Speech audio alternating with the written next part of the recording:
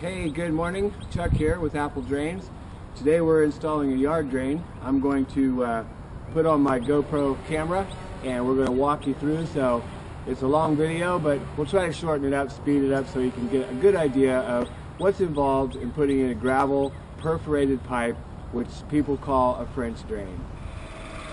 First thing we do is to begin using our trencher, and you notice all the markings. You see some yellow markings on the left hand side and some orange markings on the right hand side. Yellow is gas, orange is cable or telephone. We go ahead and carefully trench down between these two. We're going to hook up the air conditioner, condensation line, and that front downspout as well. Continue trenching. Sometimes we have to pull our trench over a little bit to the side as we're getting too close to a utility. Now we're on the back side of the fence, continuing on down the yard.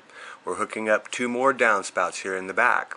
We're going to add a catch basin there by the fence. This line is actually going to discharge into a dry well. While I don't suggest doing this, sometimes it is not really an option that you can let it discharge to daylight. In other words, let it come out on the ground. You see that house back in the back? Well, all that water would just go straight into their yard. So we are putting in a dry well, which is a deep hole filled with gravel. Now we're connecting the trench under the fence. So I've got to trench a little bit more. And you can see all the mud there beside the fence. This is where water has been coming down this hill and just pouring down into the backyard. And of course, a trafficked area like that, we want to see if we can put a catch basin there to help stop some of that water. Now we're connecting the rear downspouts and a catch basin there by the gate.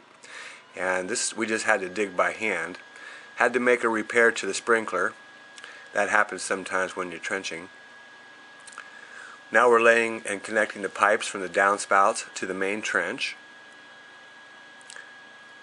This is pretty quick, and after the trench is dug, we just lay pipe, go ahead and cut it to length, put the T or the Y, whatever fitting we're using, and we connect them together. And you can see the second downspout there that we're connecting. It just drops straight into the pipe. This will run down through our catch basin and tie into our main line.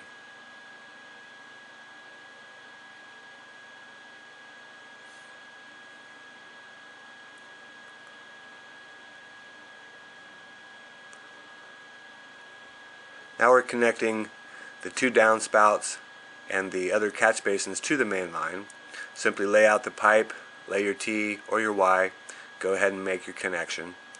Now it's time to backfill. Be sure to step on your pipe as you backfill. That pipe's strong enough for you to step on. You might not think it is, but it is strong enough. This will help keep the pipe down and ensure that you won't have a belly in the future.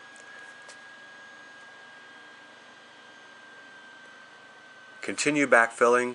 You've got to remove a lot of that soil even after you put it back up on the trench. This is done just one wheelbarrow at a time. Hopefully you have a place to put it. We have a great place to put ours in the back. Cover the pipe, backfill, and rake into a pile on the top of the trench. The mound will settle.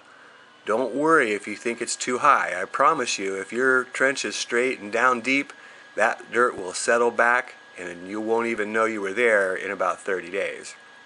We're going to seed this area too.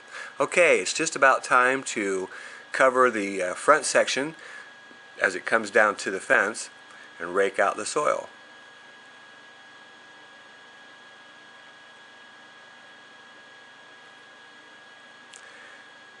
We had to put that together first so we can roll our wheelbarrows over the area where the catch basin is. And you can see we've already pretty much covered most of this. Now this gravel that he's pouring in here is covering up perforated pipe as well.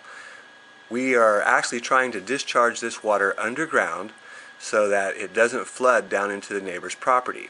Yes, we are putting two overflows from each dry well, and you'll see those here in just a second.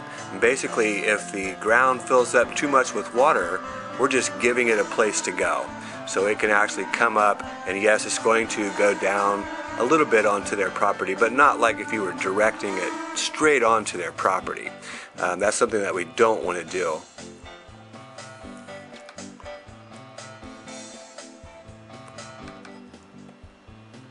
Time to fill the last dry well. So we'll pour a bunch of gravel in there. That's about 3 feet deep, that hole. And note that you can see both of the overflows, and this is where we graded out our soil, so we're still covering that up. Cover and raked, ready for seed. Hey, this is Chuck with Apple Drains, reminding you that if you believe you can do something, I guarantee you can do it.